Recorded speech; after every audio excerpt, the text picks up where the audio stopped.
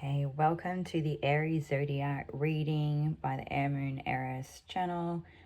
Whether it's a sun, moon, rising, Mercury, or stellium placements, cross watchers are welcome.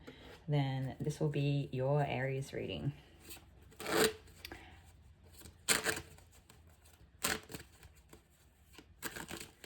I'm hoping everybody's doing well today.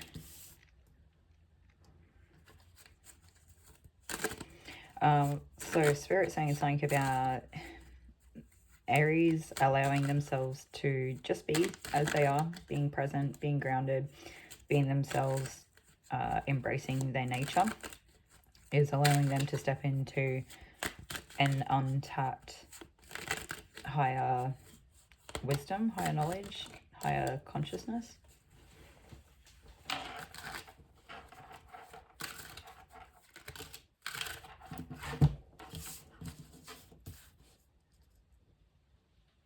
Now there's like a Gemini that's connected here, or someone with a strong Gemini placement. Even if they could just have like a strong Gemini energy for whatever reason. And this person, it could be like a potential relationship or just a friend. I'm not really sure who they are just yet, but I get the sense that you would just enjoy spending lots of time with them, and it looks like you could have like a really good future together. Like this person would give you like a really beautiful new beginning, like a new beginning with the relationship with them.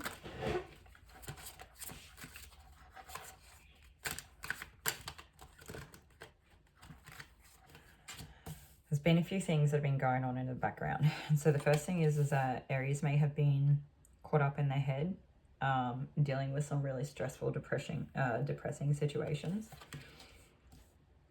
Maybe things have been pretty hectic. Maybe there's been a few people that have sort of, you may, like Aries may feel like has been coming at them, or something's happened. I'm not sure. Maybe, what is this? Maybe you've been picking up on somebody else's feelings. Maybe Aries has been picking up on somebody else's feelings. And that, let's see if we can see it. Yeah, we can see all the cards. Let's move this out of the way a bit. Yeah, that there.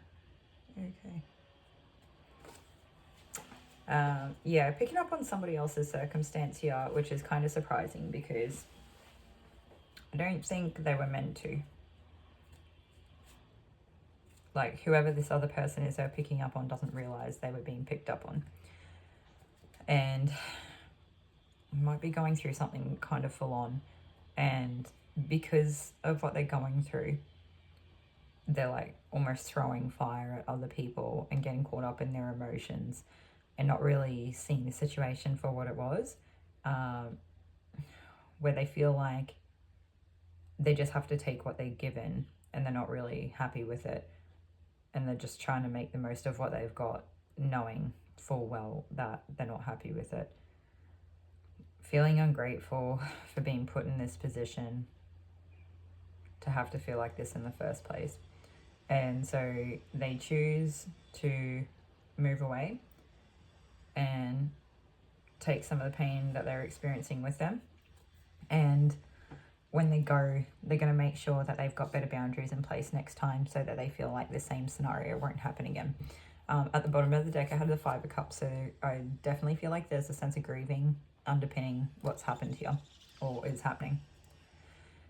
So I feel like this bottom row here, what I was just talking about basically, is something sort of underneath. It's like an undercurrent or something that's not really seen on the surface. It's sort of, maybe some people around you both aren't aware of some of the things that have been happening. So like maybe on the surface, everyone just sees this like high priestess energy, really intuitive person, really connected to the divine, like has a lot of wisdom to share, something like that. It could be sacred wisdom. And there's like this Gemini, and it's like the potential for just like best friends forever. And this Gemini person looks like, you know, there's a new beginning. And I think what Aries didn't realize is that This Gemini person also embodies some type of like Aquarian type traits, and this is what they didn't account for. So Aquarian can be rebellious. Aquarian can go against the grain. Aquarius is like more of a humanitarian, trying to find balance, trying to find equilibrium, founded out of a place of like compassion for humanity in some ways. And this, you know, this everyone's version of Aquarius is different, and that's okay. But for this reading, this is what it's about, okay? This is like the energy and the type of Aquarian energy that I'm picking up on. Now, so this person finds beauty and is beautiful for the balance that they find within their own lives between holding their morals and values to high esteem here. So I think that this person holds their morals and values to high regard. Yeah, I think I said that already. Yeah. Okay, so the thing about this sort of Gemini Aquarian person, whichever energy resonates the most, like I said, it doesn't have to be a significant placement, but it could just be how this person is showing up for Aries, is, what is it? Like they didn't, so they seen the Gemini side and they were like, I love it, it's brilliant, it's fire, it's going to be fun, like it's going to be spontaneous, maybe some sass, like some banter, like playful, good times and whatever. Like there's almost like a sense of like spontaneous exploration here in like the best ways of like almost like maybe like a partner in crime or something like that. And it was like, yes, this new beginning of like this new partner in crime relationship. What they didn't realize is that this Aquarian person has overarching like morals and beliefs and values that are going to really like guide their ship regardless of anything that you may think that you know about them, or no matter what it looks like, no matter how they act in the day-to-day. Overall, it's these Aquarian beliefs and whatnot that are really guiding the ship here. So I think maybe Aries felt a little bit tricked. Maybe Aries felt like a little bit disappointed or let down when they realized about these Aquarian traits. And do you know what I think it is? I don't know if it's as much about the difference in perspective. It is about a difference in perspective. But what I'm trying to say is I don't know if it's about like a difference in, I don't know, what am I trying to say? It's like Aries may appreciate that this Aquarian type person is like independent and strong and like embodies their own power, and they stand up for what they believe in, and you know, like all those sorts of things. They may like really appreciate that about this person. What they don't appreciate is the fact that like Aquarius can be like really rigid at times, like to a fault. And the thing is that it may not be to a fault to Aquarius, but to other people, they may perceive it as to a fault. Not saying that it's not always the case, that it's not to a fault of Aquarius themselves, but that's, I think, one of the first things that we're coming up against. The second thing is that they're realizing that their beliefs and values are very different and they're not exactly what they've seen. So I think when they first seen this Gemini person, they're like, yes, fun. And then they seen the Aquarian side to them and they were like, oh, there's a bit more of like a serious undertone here, and it's not as fun. I don't know. This sounds really bizarre. Sorry, guys. This is just what I'm like getting come through. Anyway, okay. So moving on. So I feel like, you know, the High Priestess is actually like a card for Pisces, I'm pretty sure. And so maybe, what am I trying to say? I don't know where the Pisces stuff comes in. There could be a Pisces involved here as well. There could be like more than two people, right? So there could have been like a Pisces on their own. It could have been like a Gemini and an Aquarius and an Aries. All sort of, so what's that, 4 people? 4 people that Aries is, 3 people that Aries is like in communication with. So the Pisces is currently undergoing some sort of like, I don't know, depressive, like mental rumination type, like just a stressful time, right? And then you've got this Gemini person seemingly offering like a new beginning.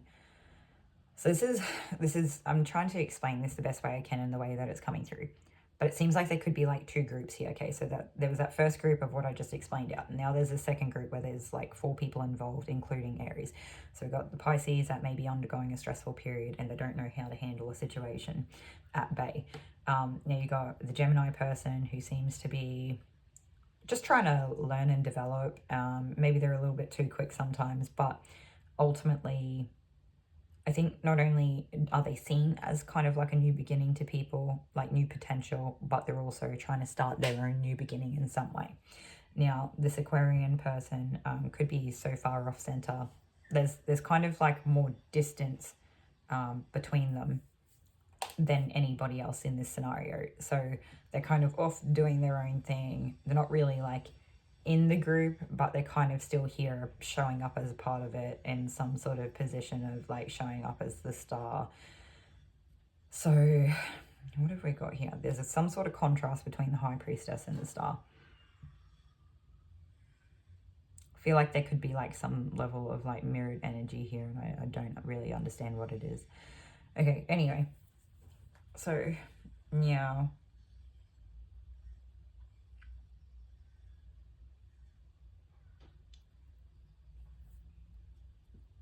So we got Pisces, Gemini, Aquarius. Bear with me, I'm just going to go quiet for a moment and see if I can pull something through that might actually help like clear this up a little bit or make some more sense.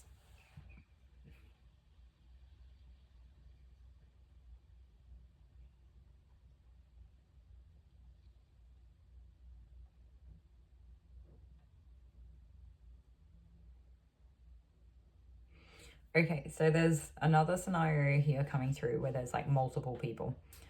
There is one High Priestess and there is one star. And maybe a few different people that show up in the lovers category. Now the High Priestess is Aries.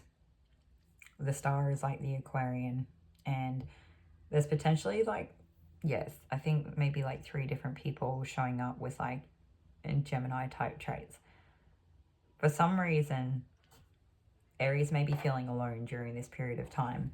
And with all these Gemini people, they may be like conversing a lot or spending time together or making friends or something, while Aries is having to go within and pull in. Maybe Aries has been receiving a lot of like intuitive channeled, you know, messages or something about the situation. There's almost like, in essence, a forbidden fruit has been plucked out of the Garden of Eden in which Gemini resides, and it has been handed to the High Priestess on a platter.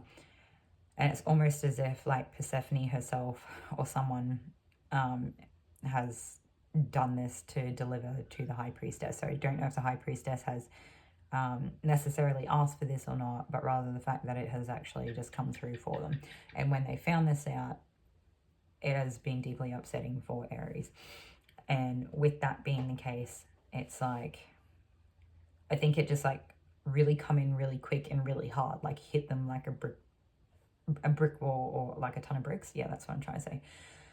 So this feeling is like hit them really hard. It's come in like a ton of bricks, put them in their feels, and they're just trying to remain grateful for what they have, but they're really finding it hard, and knowing that the chances are that they probably have to try to move on from this scenario in some way. And I want to take a moment to point out the fact that we have like a mirroring like numbers happening here with the numerals. So we've got the IVVI, and it's kind of like where you meet in the middle is where you need to make that decision to move forward, if that makes sense. So if you can't meet in the middle, or there is no middle ground, then I guess that's a good signifier to keep going. And after that, maybe Aries does get a bit more defensive and put some better boundaries in place or something like that to I don't know, it's not even that. Maybe there's like an air of like, yeah, being defensive, I guess. So I feel like this Aquarian person's probably already had a new beginning. Yeah, I don't know. This seems, I'm struggling to work out what the point of this is so far. Like, what is it we need to know? Okay, so one thing is there's some sort of entanglement between the High Priestess and the Nine of Swords here. So on one hand, I feel like the High Priestess is bringing in information that's like upsetting to them in some way. Now, on the other hand, because they're upset, sometimes the information that they're bringing in, it's not going to be perceived well in the way that it was meant to. Well, not perceived well, like, I don't know. Yeah, maybe it is perception. I'm not sure. Because I sort of, in essence, they're bringing in things that makes them upset, but it's kind of like a vicious cycle where they're upset and then they're like trying to bring in more, but then what they're being given is almost poisonous, and it like keeps them stuck stagnant in this Nine of Swords energy. So Aries, if there's a way that we can find, maybe it is time to, I don't know, we need to find a way to try to ground this, to tip it out.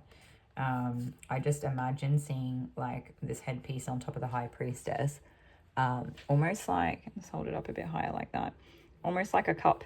It's almost like you just need to tip out some of the too much activity up here, and that maybe when that happens, it'll allow you to like move forward from where you're at. And maybe it's things like embracing cozy blankets and resting more than what you normally would. And maybe you need to share it with someone. Maybe the energy of Gemini is showing up because you need to find someone to talk to about it, and someone that will be a bit more grounding as well. I typically don't really think of Gemini as grounding, but maybe just the sheer fact of having someone to share with will be grounding if they're not already a person that has other grounding sort of properties within them as a person, if that makes sense and doesn't sound too much like we're just talking about a person as if they're an object, right?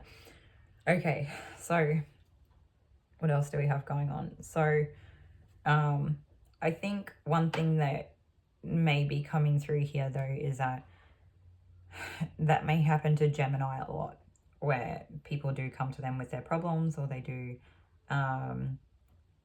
like quite literally expose themselves and be really vulnerable with people. And if people aren't going to meet them on the same level, they kind of get a bit like, well, why am I here? If I'm putting myself out there and being really vulnerable with you and exposing like some of my deeper parts of myself, but you're not going to meet me, you know, in the same position, you're just going to sit there and hold back, like, and keep everything to yourself, how are we supposed to move forward from this part? Like, how are we supposed to actually like develop that friendship and have our new beginning together? It's going to be really hard. So yeah, I'm not sure. Okay, it's like else here for the High Priestess. So there could be like a dual aspect. So one side of it is that there's like a darkness that's being embraced, and there is like some sort of, I don't know, maybe like there's particular spirits that are working with this High Priestess to help bring in gifts for her. And then the other side of it is that, you know, she could live in the light and she could just be naturally very intuitive on her own. The thing is like when we try to integrate and mix these two together, I just see it as kind of like the yin and yang symbol, right? Which is normally really good because it's like an integrated mixing of like feminine and masculine, and light and dark, and all the things that it can be. But the way that I'm seeing it in my mind is as if the yin yang symbol, it's just like stirring paints. Like if you had black and white paint in the same bucket in two halves poured in separately, and you took out the centerpiece so that they were allowed to mix together, and you put a stirrer in, like a stick to stir the two paints together, the colors would never really meld together. They would just kind of continue to swirl within each other. Like there would have to be a lot of stirring here to actually get these two colors to like transform into each other to really mix properly. And so there's almost like an element here of not being integrated within oneself enough. And that's something that we can work on, and sometimes that may come through some type of Gemini aspect where we have to share and be open and vulnerable and you know, show what we're bringing to the table. And the other side of it is that sometimes those things that we're sharing about are the things that we don't want to share about. They're the things that, oh no, I don't know if the camera just cut out. Hopefully it didn't. I'll keep going and I'll go back and check it at the end. But what I was saying is that sometimes that these things that we feel really vulnerable about are the things that are really upsetting for us, and they have really been like stressful things, or we may have like suffered like great betrayals before. But what they're saying is that instead of keeping it to yourself, put it out there, and you may find that you guys actually bond over it.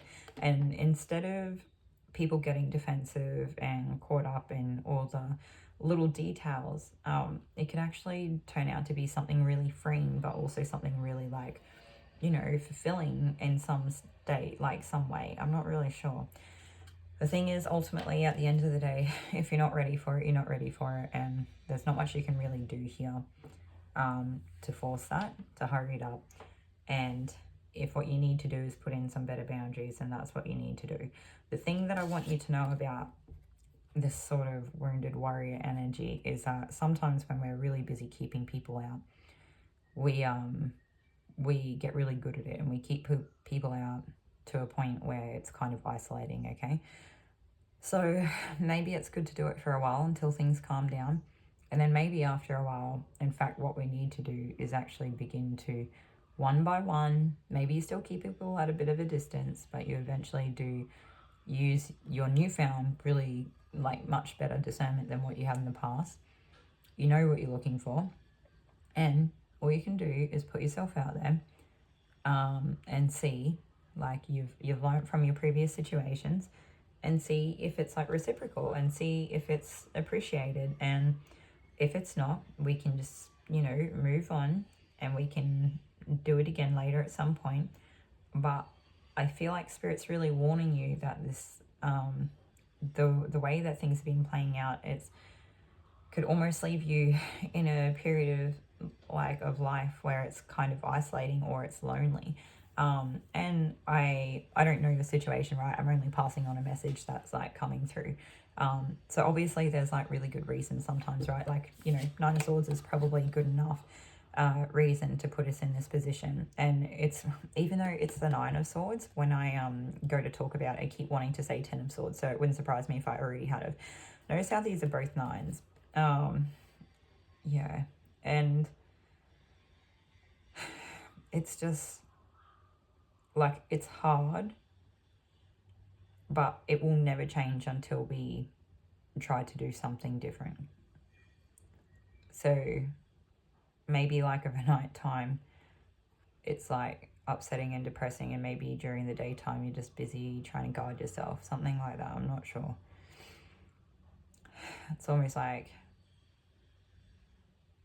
I wonder, because you're intuitive and you find you're getting information about other people, we need to also keep in mind that not everything that we receive intuitively about and from other people is necessarily a whole snapshot, like a whole picture.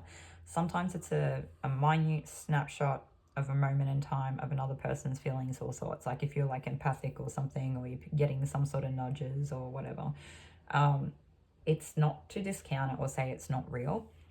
What it is to be mindful that a person can think like 1,000 thoughts a day, and they may have had that thought for like, you know, 2 out of 3 seconds out of their 24 hours, and then they just like moved on with life, or they may have like course corrected or realized what they were thinking about may have been more of like an exploratory type of process rather than a condemning one, if that makes sense.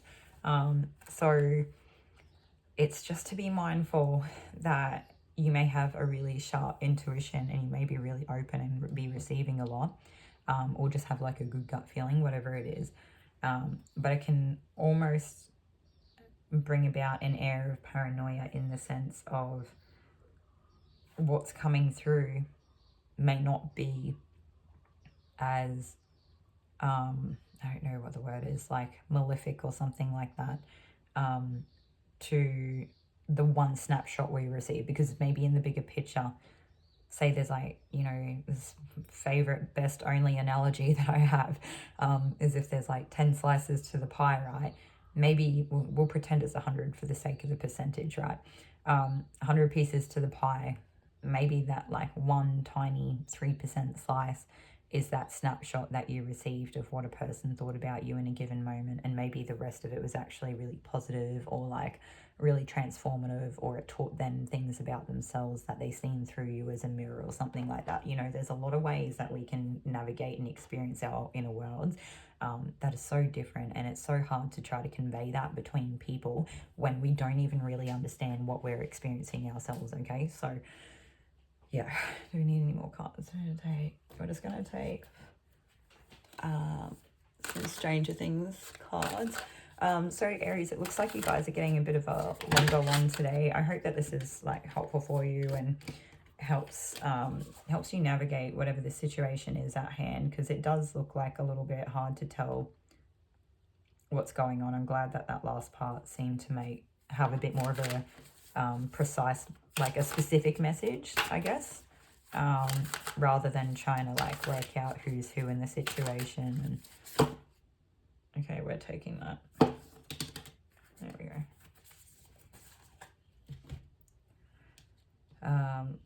Okay, so what have we got?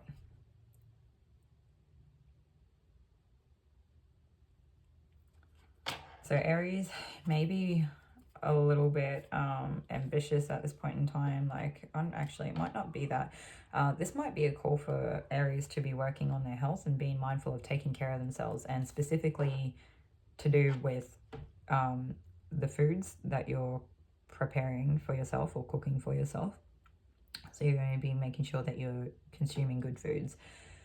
And when I say this, I don't mean like a fad diet. I mean like a lifestyle change, and I mean trying to cut out processed foods. Like McDonald's is not going to cut it, not once a week, not once a month. Just like, if you're desperate, you might have Macca's once every 6 months, and that's about it, okay? But I do feel like you're a hardworking person and you're driven and you're going places, and that's why you need to be mindful of looking after your health, okay? Because you don't want to get burnt out. You want to be able to like handle things as they come, okay? You need that like vitality. So the next thing that we have, this is the hard work. It's like you're putting in the work and you're getting paid for it. It's like it's paying off. You get to enjoy it. This is the thing. If you look after yourself, you get to enjoy the spoils. Now, I think there's something really inspirational of you that will lead you to like a really positive new beginning. And I think it's something that you would really like. I think it's something that would like fill you up and be really good for you. They want you to know that there's like a beauty within you, or even externally to you, like, you know, internal, external. There's a beauty to you that not everybody has. Like, it's a specific type of beauty, and you need to know that you're beautiful. And sometimes you stand out, and sometimes it's awkward when people see us and we stand out so much, because we don't realize why we're standing out, and we sort of take it on like in a self-conscious manner where we think there might be like, you know, something wrong with us, or like, oh no, is there food on my shirt, or, you know, is that person like staring at my nose? It doesn't matter what the thought is, because I don't even know if the thoughts really go that way. It's just, why is everyone staring at me? Why? It's almost as if like, I don't know if there's like projection there or something, but it would just be awkward if people are like giving you a lot of attention all the time and you actually don't want it. Like, you might feel like you want to dress yourself down to blend in a little bit so that like people aren't giving you that exceeding attention. And so if that's something that you feel like you would like to do, to just help take the edge off a little bit, you can do it. You can embrace who you are as a person. You're going to be beautiful, like, no matter what. You know, it's like the true art of like being human is that we're all so different, and there's just, it's like, I don't know how to explain it. I don't care how people define things. If someone has a green couch and, you know, someone likes a green couch and someone doesn't, and the person who likes it says that's a good couch because it's green, and the other person says no, it's not because it is green, whatever. It's like, it's a couch and it's nice and it's comfortable and it actually has like a really nice fabric, and it's like the reading in between the lines and the seeing things that aren't always necessarily like so obvious, and more to the couch than just the color. And I'm sorry to compare you to a couch, it's literally just the example that was coming up. But the point is that there's more to you than just the way you look. There's more to you than a type of aesthetic. There's more to you than how you think of yourself. There's more to you than how other people think of you. There's more to you than the way you dress, the way you present yourself to the world. And if people can't see that and be there for it, they don't deserve it. Do you understand what I'm saying? So maybe you still do this. Maybe you still dress up. Maybe you still present yourself certain ways when it is suiting you, when it works for you, when it makes you feel comfortable, when you're embracing that like artistic, creative side of yourself, or you're pumping yourself up, or like whatever it is, it doesn't matter what the reason is, as long as it's for you and it's not to make other people feel more comfortable or something like that. Okay? All right. For those of you who don't really live your life that way, we just needed to catch some of the other people in our group up, okay? And everyone, yeah, okay. I feel like what this says more than anything is embracing who you are as a person is the most attractive thing that you can do. Okay, Aries, this is everything that I have for you. It's been a bit of a longer one out of the zodiac readings that I've done so far, so hopefully this was actually helpful, and that you enjoyed it. If you did, please like, comment, subscribe, and let us know in the comments if it resonated. I'll see you all in another reading. Thanks.